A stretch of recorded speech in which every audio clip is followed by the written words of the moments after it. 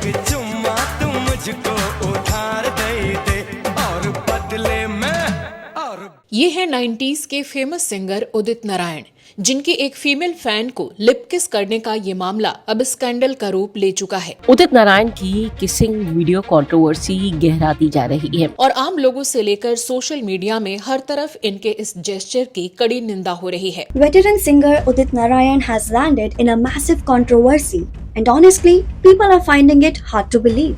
इस वीडियो के सामने आने के बाद उदित की बहुत किरकिरी हो रही है। लोग उन्हें गालियां दे रहे हैं, उनको घटिया बुला रहे हैं। कोई कह रहा है कि उदित नारायण उम्र के साथ ठरकियों जैसा बिहेव करने लगे हैं, तो कोई कह रहा है कि इन्होंने सूखा नशा करना शुरू कर दिया है। आज अनुराधा जी भी बहुत साल के बाद मिली है। कोई कह रहा है कि 69 की उम्र का असर है, अब ये 60 आ चुके हैं। उदित जी तो वैसे भी 69 इयर्स के हैं भाई, उनको तो मेनोपॉज लग चुका। उदित जी तो इतने सुरीले आदमी, इतना अच्छा गाते हैं, उनकी तो स्मूच भी गुड टच में काउंट होनी चाहिए। दादाजी उदित ठरकी नारायण, ओ हो नारायण नारायण। तो वहीं कुछ लोग इनके इस प्रॉब्लमेटिक बिहेवियर को कॉल आउट करते हुए बोल रहे हैं कि ऐसा इन्होंने कोई पहली बार नहीं किया है, बल्कि पास्ट में भी ये इस तरह के कई इंसिडेंट करते दिख चुके हैं, जिसे नजरअंदाज करने की वजह से ही इनका हौसला इस कदर बढ़ गया। पहले अदाओं की बिजली गिराए, मैं पास आऊं तो नखरे दिख। 90s और 2000 के दौर के सबसे बेहतरीन सिंगर्स में इनकी गिनती होती थी। इनके ये गाने तो आपको याद ही होंगे। तुम पास आए, यूं मुस्कुराए, तुमने नचा, हो गया है तुझको तो प्यार सजना, लाख कर ले तू। तब कहाँ इनकी तुलना मोहम्मद रफी और किशोर कुमार से होती थी, तो वहीं आज इनको इमरान हाशमी और मिका सिंह से कंपेयर किया जाने लगा है। पी लूं तेरे गीले गीले होठों की सरदम, पी लूं। जी हाँ, इस इंसिडेंट के बाद सोशल मीडिया पर इस तरह के खूब मीम्स वायरल हो रहे हैं। कोई इन्हें उदित हाशमी कह रहा है, तो कोई सीरियल किसर, किसी ने मिका सिंह की पदवी दे डाली है, तो कोई इनकी पत्नी के लिए अफसोस जताता दिख रहा है। उदित सर चर्चा में इसलिए है क्योंकि उदित सर इमरान हाशमी बन गए। वैसे इन लोगों का कहना गलत भी नहीं है, क्योंकि पहले भी कई टीवी या स्टेज शो में ये फीमेल सिंगर्स के साथ ऐसी इनएप्रोप्रिएट बिहेवियर करते नजर आ चुके हैं। जैसे एक बार श्रेया घोषाल को किस कर लिया था, तो वहीं एक बार अलका याग्निक के साथ भी सेम वे में बिहेव करते दिखे थे।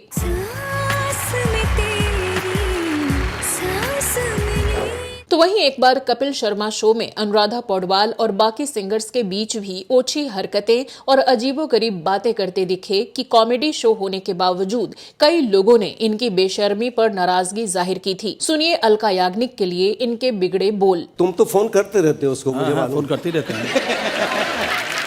ये फोन करता है और प्यार मुझसे करती है। यहाँ साफ साफ दिख रहा था कि कुमार सानू और अनुराधा पौडवाल इनकी बातों से इरिटेट हो रहे थे, लेकिन मजबूरी में हंस रहे थे। तो कपिल शर्मा के ही शो में इनके किसी उटपटांग कमेंट पर अलका याग्निक जी ने इरिटेट होकर ये कहा। क्या लगे रहते हैं उसी शो में इन्होंने दूसरे सिंगर्स और उनकी पत्नी को लेकर कुछ ऐसा बोला जिसे सुनकर लोग दंग रह गए कि इतने सीनियर सिंगर के ये कैसे अल्फाज हैं। अभी जो ड्राइवर मेरे पास है वही चाहिए उसको। अच्छा। तो मैं सोचा कि कहीं साला मेरे बीवी पे इसकी नजर न चला जाए। तो वहीं इसी शो में इन्होंने कॉमेडियन भारती का हाथ पकड़ा और उनकी कमर पर भी टची हो रहे थे। फिर देखिए भारती ने भी मजाक मजाक में ही कैसे इनकी पोल पट्टी खोल कर रख दी। यही मैं चाहती हूँ कि ये करे ऐसे पकड़ के और पीठ में ऐसे ऐसे करे जो आप कर रहे थे। ये तो मेरी आदत है। दोस्तों, इसके अलावा उदित नारायण की मैरिज कंट्रोवर्सी को भी नहीं भुलाया जा सकता कि कैसे इन्होंने शादीशुदा होने के बावजूद दूसरी महिला से शादी रचा ली और फिर पहली पत्नी को पहचानने से ही इनकार कर दिया, तो उन्हें मजबूरन कोर्ट का दरवाजा खटखटाना पड़ा। यानी हवस पूरी करने के बाद सीधे सीधे विश्वास का गला घोट डाला। नमस्कार दोस्तों, मैं हूँ श्वेता जया और आप देख रहे हैं फिल्मी बातें। दोस्तों, उदित नारायण का पास्ट काफी विवादित रहा है और इनके बेटे की हरकतों को भी देखकर यही लगता है कि उसकी परवरिश भी कहीं न कहीं गलत माहौल में ही हुई है। बेटा बेटा ही होता है हमारे कल्चर में और बाप बाप होता है। या अपने पिताजी के नक्शे कदम पर चलते हुए आदित्य नारायण ने भी क्रिंज बिहेवियर ही सीखा और उसे ही फॉलो किया। फिर देख लेंगे। फिर देख लेंगे। तेरी चड्डी नहीं उतारी ना मैंने तो मेरा नाम आदित्य नारायण है। चाहे एयरपोर्ट अथॉरिटी के ऑफिसर को चड्डी उतरवाने की धमकी देने का मामला हो या फैन के सिर पर माइक से चोट पहुंचा के उसका मोबाइल फोन तोड़ने की घटना, कुपुत्र की करतूतों का तो लंबा चौड़ा चिट्ठा है ही, जिस पर ऑलरेडी मैंने पहले एक वीडियो चैनल पर डाल रखा है, लिंक डिस्क्रिप्शन में है, आप देख सकते हैं। लेकिन फिलहाल बात पिताजी की। पापा ने क्या बोला उसको, बहुत देर तक देखते रहे, फिर बोले उदित जरा इधर आना बेटा, तुम गाते कमाल हो, लेकिन मैं जो एक बात बोल रहा हूँ उसको गांठ बांध के अपने पास रख लेना। अच्छा जी। कि जब भी मुंह खोलना सिर्फ गाने के लिए खोलना। तो हाल में हुए कंट्रोवर्सी की बात करें तो एक सिंगिंग लाइव कॉन्सर्ट हो रहा था, जिसमें तब उदित नारायण टिप टिप बरसा पानी गा रहे थे। यहाँ एक फीमेल फैन थी जो उदित नारायण के साथ फोटो लेना चाहती थी। अक्सर फैंस ऐसा करते हैं, तो वो अपना फोन लेके आई और सेल्फी लेने लगी। साथ ही उसने उदित नारायण के गाल पर किस कर लिया। फिर बिना 1 सेकंड की देरी किए उदित जी ने भी उस लेडी का फेस टर्न किया और उसके होठों पर अपना होठ रख के लिप किस कर डाला। अब इस अनएक्सपेक्टेड सिचुएशन से वो महिला भी शॉक्ड हो गई। लोगों ने इस बीच हूटिंग की और वो वहां से तुरंत हट गई। अब डेफिनेटली उस लेडी का ये बिहेवियर भी गलत था, क्योंकि किसी सेलिब्रिटी को भी बिना उसके कंसेंट के टच करना या किस करना बिल्कुल गलत है। लेकिन ऐसी सिचुएशन में सेलिब्रिटी जनरली पीछे हट जाते हैं या उनके गार्ड्स वगैरह फैन को साइड कर देते हैं, क्योंकि उन्हें पता होता है कि कॉन्सर्ट्स में क्रेजी फैंस के साइड से ये वाइल्ड मोमेंट्स देखने को मिल जाते हैं। लेकिन उदित जी के केस में उल्टा हुआ। तब का इनका एक्सप्रेशन ऐसा था मानो उसे किस करके इन्होंने कुछ बड़ा कारनामा कर लिया हो, बल्कि ये जीत की मुद्रा में बेशर्मों की तरह हंसे जा रहे थे, जो कि वाकई हैरान करने वाला था। साथ ही इन्होंने अपने गाने टिप टिप बरसा पानी के आगे की लाइन को गाकर उसे पूरा किया। छा गया मुझ पे दीवानापन।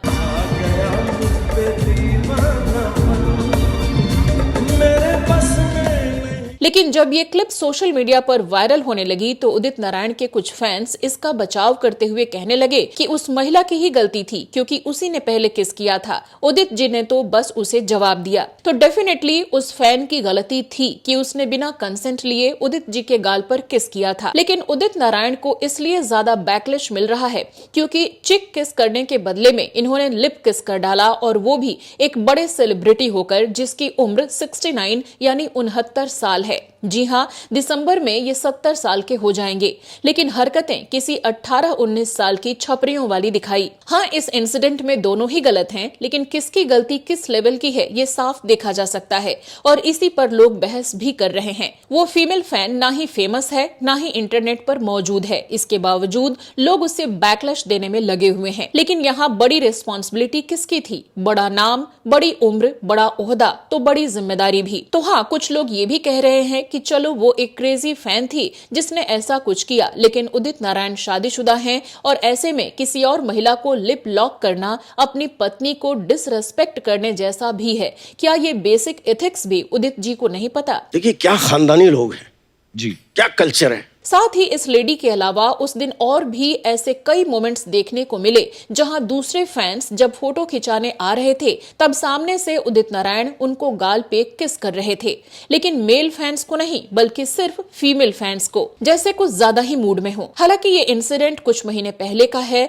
जो कि अब सर्कुलेट हो रहा है। फिर रिसेंटली इस किस को जस्टिफाई करते हुए उदित नारायण ने एक स्टेटमेंट दिया जिसमें कहा कि मेरे प्रशंसकों और मेरे बीच एक गहरा, प्योर और अटूट बंधन है। तथा कथित स्कैंडल्स वीडियो में आपने जो देखा वो मेरे फैंस और मेरे बीच प्यार की अभिव्यक्ति थी। वो मुझसे प्यार करते हैं और मैं उनसे और भी ज्यादा प्यार करता हूँ। उदित नारायण यही नहीं रुके, उन्होंने आगे कहा कि क्या आपको मेरी आवाज में कोई पछतावा या दुख नजर आ रहा है? बल्कि मुझे हंसी आ रही है। मेरा दिल साफ है। मैं उन्हें भी धन्यवाद देना चाहता हूँ जिन्होंने मुझे पहले से भी ज्यादा मशहूर बना दिया है। आगे बोलते हुए उदित नारायण ने इसमें लता मंगेशकर जी को भी घसीट लिया और कहा कि मैं कई फिल्म फेयर पुरस्कार, राष्ट्रीय पुरस्कार, पद्मश्री और पद्म भूषण का प्राप्त करता हूं। मैं लता जी की तरह भारत रत्न पाने की ख्वाहिश रखता हूं। मैं उनका पसंदीदा को सिंगर था।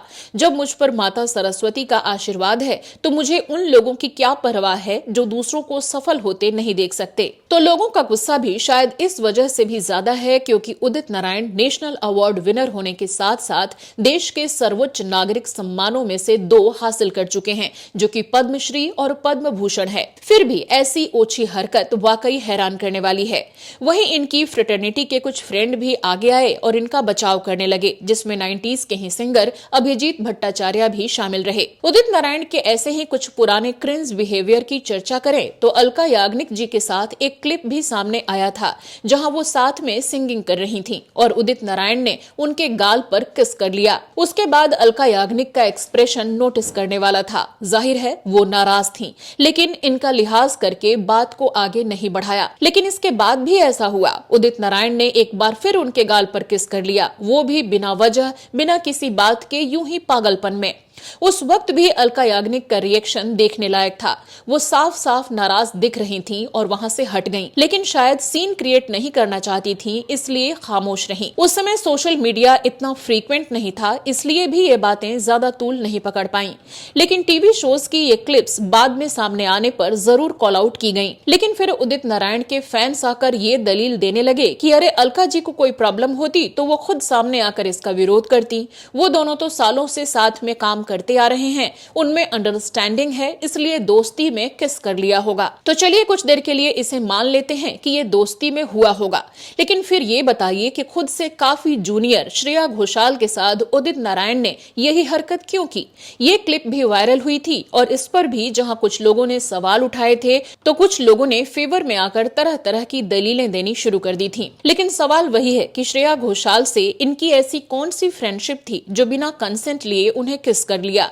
श्रेया घोषाल तो उदित जी से लगभग 30 साल छोटी हैं, फिर उनके साथ इस तरह पेश आने का क्या मतलब था? ये 2012-13 का कोई अवार्ड फंक्शन था जिसमें श्रेया घोषाल को जब तक है जान फिल्म के लिए अवार्ड मिल रहा था। फिर श्रेया इनके इस हरकत से अपसेट सी हो गईं, लेकिन शायद कोई ड्रामा क्रिएट ना हो इसलिए चुप रह गईं और अवार्ड लेकर चली गईं। इसी तरह एक शो में सुनिधि चौहान के लिए इन्होंने क्या कहा, सुनिए।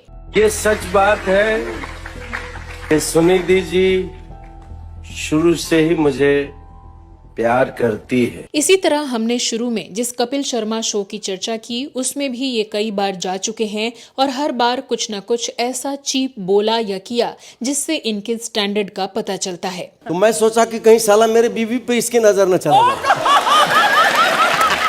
अलका याग्निक जी के दिमाग में मैं ही हूँ हमेशा। पहले बीवी आती है, गले उले लगती है। इसमें एक बार उदित नारायण, कुमार सानू और अनुराधा पौडवाल पहुंचे थे तो किसी सवाल के जवाब में उदित नारायण कहते हैं कि आपके कर्म अच्छे होने चाहिए, फिर सारी परेशानियां अपने आप चली जाती हैं। फिर इनके कर्मों को करीब से जानने वाले कुमार सानू इस पर क्या जवाब देते हैं और किससे कंपेयर करते हैं, आप भी सुनिए। बहुत बड़ा सोच है ये, आसाराम बाबू का भी यही सोच है। फिर कुमार सानू को आखिरकार ये कहना पड़ता है कि ये आदत से मजबूर है। नहीं, आदत से मजबूर है। उदित नारायण ने इस शो में कभी अर्चना पूरन सिंह को मोटी कहकर बॉडी शेमिंग की। आप मोटी होती जा रही हैं, थोड़ा गड़बड़ है जरा। इसीलिए कुमार सानू को बहुत पसंद है। तो कभी बिना ह्यूमर की बातें कर करके सबको इतना पकाया कि सपना बने कृष्णा बार बार फेंट होने का ड्रामा करते रहे। तो वहीं कुमार सानू भी बार बार कहते रहे कि इसकी बातें बेसिर पैर के होती हैं जिस पर कभी हंसी नहीं आती। आजा हम लोग कभी भी हंस लेंगे, चलो। तो वहीं अनुराधा पौडवाल जी को अनकंफर्टेबल होता देख कपिल को भी ये कहना पड़ा कि आप बार बार उनका हाथ पकड़ रहे हैं। 10 मिनट में 20 बार हाथ पकड़ चुके हैं। तो वहीं एक एपिसोड में इन्होंने पूरी बेशर्मी से ये बात बताई कि ये बहू के आ जाने के बावजूद अभी भी घर में सिर्फ टॉवल में घूमते रहते हैं। तो बहू आ गई घर में, पूरे कपड़े पहनने में बड़ी तकलीफ होती होगी। अभी भी टॉवल में ही रहता हूँ क्योंकि किसान का बेटा हूँ। ये फार्मर का बेटा है, कभी खेत नहीं देखा लेकिन टॉवल जरूर देख लिया। तो वहीं एक पुराने शो में देखिए इन्होंने इंग्लिश बोलने के चक्कर में कैसे खुद ही अपनी भद पिटवा ली और कुमार सानू ने सिर पकड़ लिया। नमस्कार जी, I just want to say कि हमें ये भी नहीं भूलना चाहिए कि इन्होंने जब जब ऐसी चीप हरकतें की हैं तब इन्हें पता था कि यहाँ सब रिकॉर्ड हो रहा है और ढेरों कैमरे ऑन हैं। ऐसे में आप ये सोचिए कि जहाँ कैमरे नहीं रहते होंगे वहाँ उदित नारायण का बिहेवियर कैसा होता होगा। ऐसे में अगर कहा जाए कि इनकी फीमेल कुलीग इनके आसपास बैठना भी अवॉइड करती होंगी तो इसमें कोई एग्जेजरेट करने वाली बात नहीं होगी। आपको रिचर्ड गेयर और शिल्पा शेट्टी वाला इंसिडेंट याद होगा जब गालों पर किस करने के बाद उनको लार्ज स्केल पर बैन और आलोचनाएं झेलनी पड़ी थीं।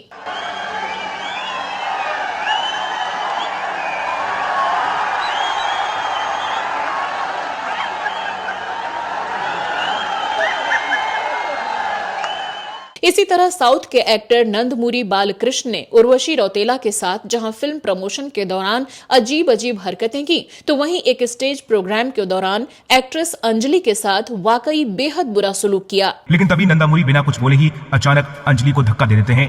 अंजलि को इतनी जोर से धक्का दिया जाता है कि वो गिरते गिरते बचती हैं। लेकिन फिर भी भारतीय संस्कार के दावे करने वाले इन सेलिब्रिटी और इनका बचाव करने वाले फैंस को जरा भी समझ नहीं कि क्या सही और क्या गलत है। और उदित नारायण के इन बिहेवियर पैटर्न को क्लोजली ऑब्जर्व करें तो इनकी हिस्ट्री रही है और इस पर रोक इसलिए नहीं लग पाई है क्योंकि इनमें से किसी भी फीमेल ने रिटर्न में इन्हें एक तमाचा नहीं जड़ दिया या चिल्लाकर इनकी हदें नहीं बता दी। लेकिन इस बार जब इस पर सवाल उठाए जा रहे हैं तो उसे अलग अलग कुतर्क देकर दबाना नहीं चाहिए, बल्कि इनके फैंस को भी समझना चाहिए कि बेशक उदित जी देश के एक लेजेंडरी सिंगर हैं, पर ऐसे में इनकी और जिम्मेदारी बन जाती है कि अपने बिहेवियर से लोगों के लिए मिसाल बने, न कि यंगस्टर्स को छपरी बनने की ट्रेनिंग दें। ये उन्हें महिलाओं की रेस्पेक्ट करने की प्रेरणा दें, न कि उन्हें ऑब्जेक्टिफाई करने की। और अगर इन्हें ये सब करके भी इनोसेंट माना जाना चाहिए, फिर लोग महेश भट्ट की हरकतों पर सवाल क्यों उठाते हैं? उदित नारायण पढ़े लिखे हैं, 40 साल से ज्यादा से टॉप लेवल के लोगों के साथ बॉलीवुड में काम करते आ रहे हैं, मैरिड हैं और एक बेटे के पिता और एक बच्ची के दादा बन चुके हैं। ढेरों अवार्ड और देश के प्रेस्टिजियस सम्मानों से नवाजे जा चुके हैं। क्या फिर भी इनके अंदर का अनसिविलाइज्ड पर्सन अभी इनके अंदर ही बाकी है? क्या फिर भी इन्हें ये बेसिक चीजें समझाने की जरूरत है कि फीमेल को कैसे ट्रीट करना चाहिए? क्या इन्हें कर्टसी, एथिक्स, मोरालिटी और संस्कारों की जरा भी समझ नहीं है? यह सब कुछ समझते हुए भी इसलिए बेखौफ ऐसी हरकतें करते हैं क्योंकि उस पर कभी इनसे सवाल नहीं पूछे गए। चलिए अब जरा बात इनकी मैरिज कंट्रोवर्सी की भी कर लेते हैं। तो साल 1984 में इनकी शादी रंजना नाम की महिला से हुई थी, लेकिन तब इनका करियर कुछ खास नहीं चल रहा था, तो लोगों को इस शादी के बारे में पता नहीं था। तब कई बॉलीवुड सेलिब्रिटीज शादीशुदा होते हुए भी अपनी शादी छुपा लिया करते थे, तो सिंगर होते हुए भी दूसरे एक्टर्स की तरह उदित नारायण ने भी अपनी पत्नी के बारे में किसी को नहीं बताया। तब इनकी उम्र 30 साल के आसपास रही होगी, लेकिन रंजना से शादी के लगभग 1 साल बाद ही 1985 में इनको दीपा नाम की एक महिला मिली और उदित ने बिना कुछ सोचे समझे उससे भी शादी कर ली। हालांकि तब दीपा को इनकी पहली शादी के बारे में पता था या नहीं पता था ये साफ नहीं है, लेकिन ज्यादा संभावना यही है कि उदित जी ने दोनों महिलाओं को एक साथ धोखा दिया और दोनों से ही सच छुपाया। इस दूसरी शादी से उदित नारायण और दीपा को एक बेटा हुआ जिसका नाम आदित्य नारायण रखा गया। लेकिन तब मीडिया से बात सामने आ गई और रंजना को ये पता चल गई कि इन्होंने दूसरी शादी कर ली है। जाहिर है उनके पैरों तले जमीन निकल गई। रंजना के मुताबिक तब वो अपने पति उदित जी से मिली और उनसे सवाल किए। रंजना ने कहा कि उदित सबको उनके बारे में बताएं, लेकिन उदित नारायण ने साफ इनकार कर दिया। फिर रंजना ने धमकी दी कि अगर वो ऐसा नहीं करेंगे तो वो जाके मीडिया को बता देंगी। इस पर उदित नारायण इमोशनल फूल बनाने लगे और कहने लगे कि थोड़ा वक्त दे दो, क्योंकि अभी अचानक ऐसे सबको पता चलेगा तो मेरी रेपुटेशन खराब हो जाएगी। फिर रंजना कुछ वक्त और शांत रही, लेकिन जब उदित ने कुछ नहीं किया तो उन्होंने फिर सवाल पूछे। अब उदित नारायण कहने लगे कि ठीक है, सबको बता दो, फिर मैं जान दे दूंगा, क्योंकि अब मेरे पास कोई और रास्ता नहीं बचा है। रंजना डर गई और फिर रुक गई और कुछ साल ऐसे ही चलता रहा। लेकिन फिर रंजना का पेशेंस जवाब दे गया और फाइनली उन्होंने मीडिया के सामने आकर शादी का राज खोल दिया। लेकिन तब बेशर्मी की सारी हदें पार करते हुए उदित नारायण ने सारे एलिगेशंस को डिनाई कर दिया और कहा कि रंजना तो उनकी पत्नी ही नहीं है। उसी दौरान जब उदित नारायण पटना में अपने एक शो के लिए आए थे तो रंजना वहां मीडिया के साथ पहुंच गई। उसी दौरान उन्होंने उदित नारायण की पहली पत्नी होने का दावा किया, लेकिन सिंगर ने उन्हें पहचानने से इनकार कर दिया। बाद में ये मामला कोर्ट में पहुंचा। फिर अगले कुछ महीने तक मीडिया में इसे लेकर खूब बवाल मचा रहा और रंजना के आरोपों को उदित जी बकवास बताते रहे। फिर रंजना जी ने अपनी शादी की कुछ फोटोज सार्वजनिक कर दी और कोर्ट का दरवाजा खटखटाया। उन्होंने लीगल रास्ता चुना और लंबे वक्त तक ये केस चलता रहा। आखिरकार 2013 में कोर्ट ने रंजना जी को उदित नारायण की लीगल वाइफ घोषित कर दिया और उदित एक झूठे और धोखेबाज साबित हुए। इससे जहां उदित नारायण की इमेज को जबरदस्त टेंट लगा, वहीं इसका असर इनके करियर पर भी हुआ और गाने मिलने भी लगभग बंद हो गए। लेकिन दोनों पक्ष के वकीलों ने 2013 में ही आपसी सहमति से एक बीच का रास्ता निकाला और एक कॉन्ट्रैक्ट साइन हुआ, जिसमें लिखा गया कि उदित नारायण रंजना को अपनी पत्नी एक्सेप्ट करेंगे, लेकिन इससे इनकी दूसरी पत्नी और बच्चे का लीगल स्टेटस चेंज नहीं होगा, बल्कि वो पहले जैसा ही रहेगा। उदित नारायण रंजना जी को एक तय गुजारा भत्ता देंगे और उनके वेलफेयर की पूरी जिम्मेदारी उठाएंगे। पर तब कई लोगों ने ये सवाल उठाया कि हिंदू मैरिज एक्ट के अकॉर्डिंग उदित जी की दूसरी शादी मानी ही नहीं जा सकती, फिर ऐसा सेटलमेंट कैसे हो सकता है। तो इस पर कहा गया कि एक तो रंजना जी इसके लिए तैयार हो गई हैं, और दूसरी बात ये कि लास्ट 20 ईयर्स से इनकी दोनों वाइफ रंजना और दीपा ऐसे ही रहती आई हैं, तो अब अगर केस को रिजॉल्व करना है तो ये एक बेटर सॉल्यूशन हो सकता है। हालांकि टेक्निकली ये कैसे हुआ और लॉयर्स ने कैसे ये कॉन्ट्रैक्ट बनाया, ये ज्यादा सामने नहीं आया। इसके लंबे वक्त तक रंजना झा की कोई खबर सामने नहीं आई कि वो कहां और किस हाल में हैं।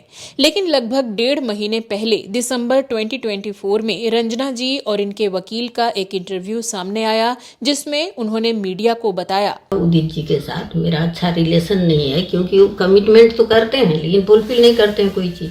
बार बार आते हैं जो अब करेंगे, अब ले जाएंगे, लेकिन ले नहीं जाते हैं। तो 2022 में हम कोर्ट में केस फाइल किए थे, जिसका आज लास्ट सुनवाई था। तो वकील साहब, जज साहब सब बैठे हुए थे, लेकिन उसका न उनका वकील आया न खुद उदित जी आए।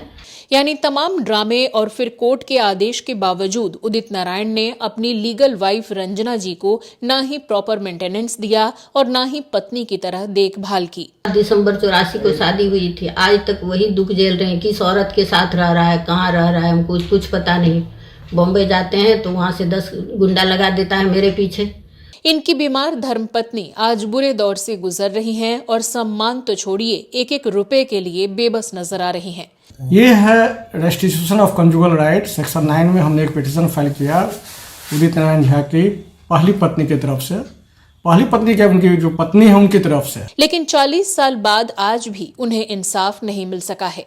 अब उनसे प्रेस या पब्लिक को भी कोई मतलब नहीं है। पूरा जीवन तो निकल गया, अब बीमार रहते हैं तो अब कितना दिन से हैं। और उदित नारायण इतना कुछ हो जाने के बाद भी हर जगह बिंदास अंदाज में फ्लॉन्ट करते नजर आते हैं। एक कहावत है, चोर का मुंह चांद जैसा, जो शायद ऐसे ही लोगों के लिए बनाई गई होगी। बेशक उदित नारायण एक शानदार सिंगर रहे हैं, बॉलीवुड में इनका लीजेंड का दर्जा है और हम सब इनके गाए बेहतरीन गाने अब भी सुनते हैं और उनकी खुमारी में खो जाते हैं। अरे भोली सी सूरत, आंखों में मस्ती, दूर खड़ी शर्माए। लेकिन हमें अपने चहेते सेलिब्रिटीज की पर्सनल लाइफ को भी इग्नोर नहीं करना चाहिए, क्योंकि नई जनरेशन और खासकर यंगस्टर्स इन्हें अपना आइडल बना लेते हैं और इनके बिहेवियर को भी अपनी जिंदगी में फॉलो करने लगते हैं। इसलिए इनकी जिम्मेदारी तो और भी बढ़ जाती है कि अपने चाहने वालों के सामने अच्छी मिसाल पेश करें। तो दोस्तों, आप उदित नारायण की पर्सनल लाइफ और मौजूदा स्कैंडल वाले बिहेवियर को किस तरह से देखते हैं, कमेंट करके जरूर बताइएगा। आज के लिए बस इतना ही। नमस्कार।